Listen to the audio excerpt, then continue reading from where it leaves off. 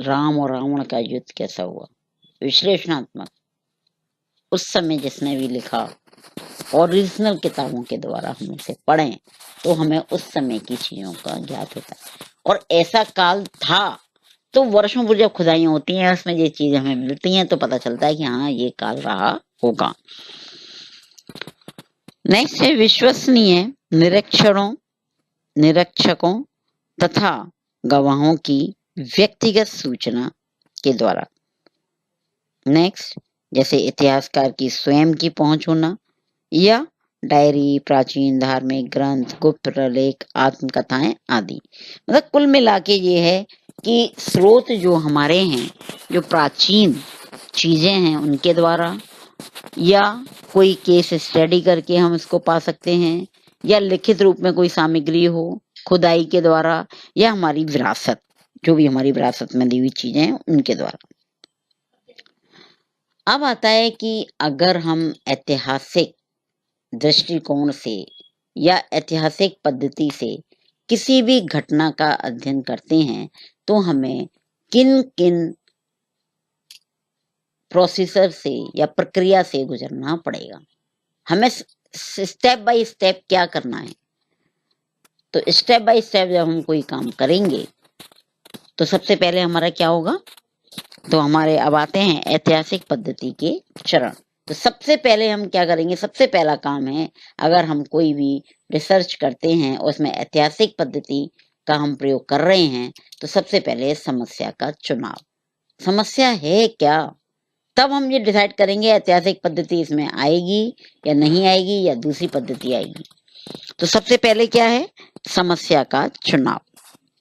अब मान लो समस्या हमने चुन ली कि हमें एक समस्या ये लेनी है, इस पे अध्ययन करना है, तो दूसरा स्टेप हमारा होगा वो होगा सूचना स्रोतों का निर्धारण। जब हमने समस्या समझ ली कि हमें ये समस्या लेनी है, अब इसके विषय में हमें बताएगा कौन, कहाँ जाएं हम, इस समस्या के विषय में किससे जाना है। तो ये सारी चीजें हम कलेक्ट करें कि हमें इससे संबंधित या इस समस्या या घटना से संबंधित या इससे संबंधित जानकारी कौन कौन दे सकता है, उसकी एक लिस्ट बना लें। तो समस्या तो हमने चुन ली है, हमारे पास हो गई, अब हम सूचना के स्रोतों को निर्धारण कर लें। तीसरा जो हमारा स्टेप होगा या प्रक्रिया होगी वो है तथ्य संकलन, डेटा कलेक्शन। हम क्या करेंगे, डेटा कलेक्शन करेंगे। चौथा, ऐतिहासिक आलोचना। जो डेटा हमारे पास आएगा उस वर्तमान समय में और ऐतिहासिक में क्या रहा, इतिहास क्या बोलता है, उससे हम उसकी आलोचना करेंगे। फिर नेक्स्ट है तथ्यों का वर्गीकरण और संगठन या विश्लेषण। संगठन, तथ्यों का हम क्या करेंगे, वर्गीकरण करेंगे कि इसमें इनका कहना ये था, विचार ये था, लड़के इतने, मेल फीमेल और बुजुर्ग और नए अमीर गरीब, जो भी हमें उस घटना से संबंधित डेटा कलेक्शन किया है उसका हम क्या करेंगे, विश्लेषण करेंगे, वर्गीकरण करेंगे और उनकी टेबल बना लें, क्योंकि सांख्यिकी आधार पर समझाना ज्यादा अच्छा होता है। हम कहें दो लड़के थे, दो लड़कों के ऐसे काम थे और फिर उन्होंने मारा, वो मारा, फिर उन्होंने ऐसे किया, फिर उधर गए इधर गए, हम एक बहुत बड़े पेज की कहानी लिखी। लेकिन इसी एक पेज की कहानी को हम एक चार्ट के द्वारा, एक स्टैटिक्स के माध्यम से या एक टेबल के माध्यम से ये बता दें कि भारत के अंदर इतने लोग निर्धनता से नीचे हैं लाइन से और इतने लोग निर्धनता से लाइन के ऊपर हैं। सब लोग पढ़ लेंगे उसे, सबकी समझ में आ जाएगा कि गरीबी कहाँ पर है हमारे भारतवर्ष के अंदर और उसके आधार पर वो समझ जाएंगे।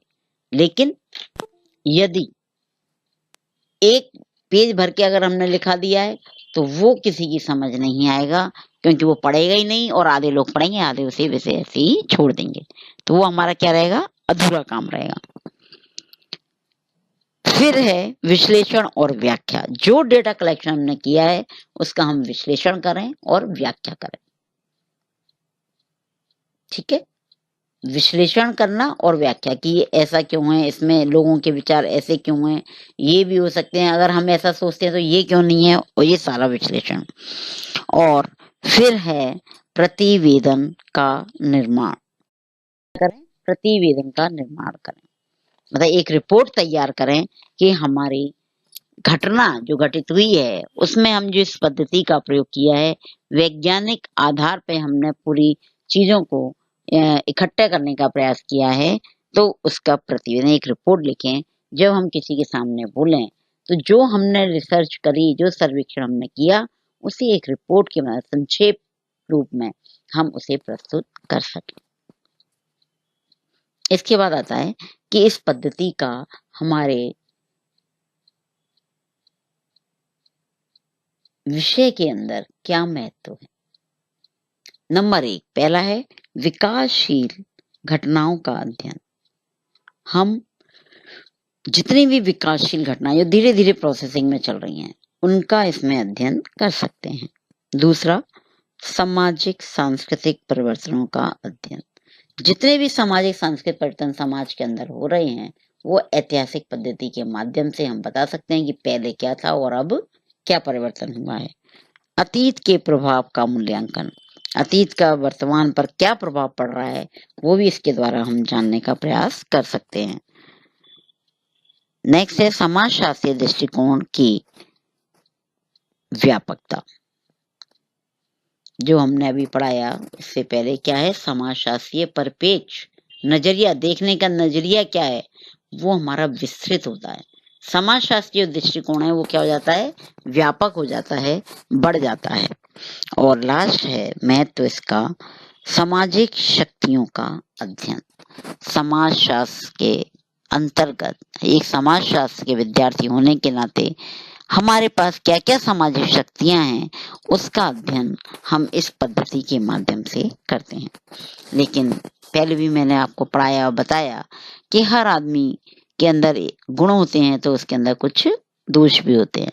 ठीक इसी प्रकार से एक पद्धति हमारे लिए लाभकारी है, खूब उसमें गुण हैं, लेकिन वो किन्हीं कारणों से हमें बांध देती है, सीमाएं हैं उसकी, या जो कहें कि उसके अंदर वो कुछ ऐसे दोष पाए जाते हैं जिसके कारण हम उस पे पूर्ण रूपेण क्या नहीं हो पाते हैं, खरे नहीं उतर पाते हैं।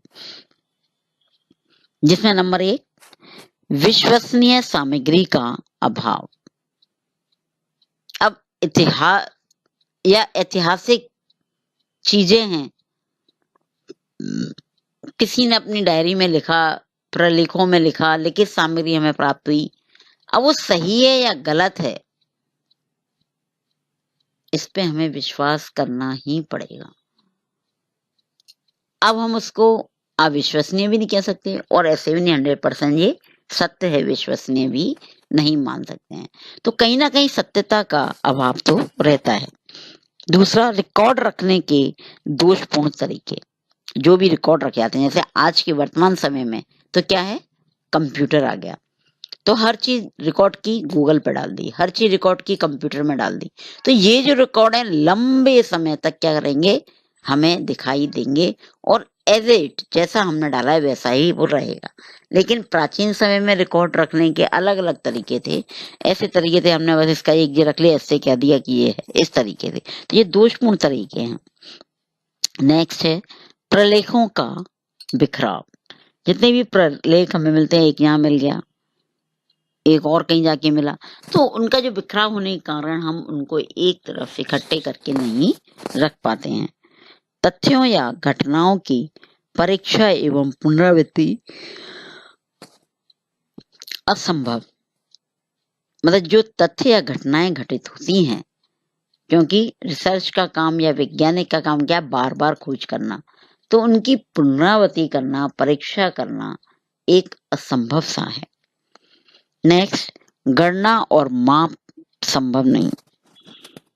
ये बहुत चीज ऐतिहासिक है, रखी हुई है, हम उसकी गणना कर दें, आगे तक रखी रहे ये भी कोई जरूरी नहीं, और माप, उसका माप करना भी क्या है, मुश्किल है। नेक्स्ट है एक रूपता का अभाव, एक जैसी नहीं है सब जगह। आधुनिक समाजों के लिए अनुपयुक्त। जो वर्तमान समय में जो समाज है उनके लिए वो क्या है, अनुपयुक्त है, कि उनको तर्क साइंटिफिक वो चाहिए, तो उस आधार पर वो क्या नहीं है, सही नहीं है। पक्षपात की संभावना, पक्षपात की संभावना पूरी रहती है, क्योंकि जिसने भी उसको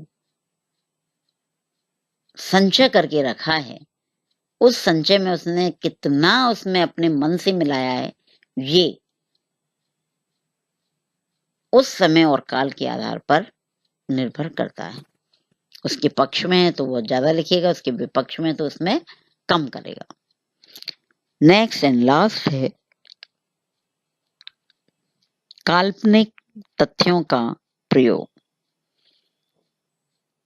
हम ऐतिहासिक पद्धति एक सीमा ये भी है, ज्यादातर काल्पनिक तथ्यों का प्रयोग करते हैं। और ये उस समय ऐसा हुआ होगा या ऐसा हुआ था तो उसने ऐसा किया था, फिर उसने वैसा किया, तो कल्पनाओं पर ही चलता है, क्योंकि उस समय के साक्ष्य हमारे सामने स्पष्ट रूप में नहीं होते हैं।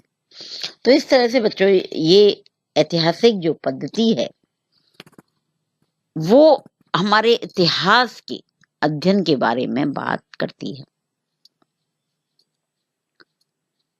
और हम जब भी कोई अध्ययन या अनुसंधान या सर्वेक्षण करते हैं और इस पद्धति का हम प्रयोग करते हैं, तो हमें इन चरणों से होकर गुजरना पड़ता है, और इसके गुणों को ध्यान में रखते हुए हम आगे बढ़ें, और जो इसकी सीमाएं हैं, इसके अंदर जो दोष पाए जाते हैं, उनको निवारण करते हुए आगे बढ़ने का प्रयास करना चाहिए। तभी हम सही और स्पष्ट क्या कर सकते हैं, निष्कर्ष निकाल सकते हैं। रिसर्च में या सर्वेक्षण में अपना सफलतापूर्वक तथ्यों या घटनाओं का वर्णन या स्पष्टीकरण दे सकते हैं।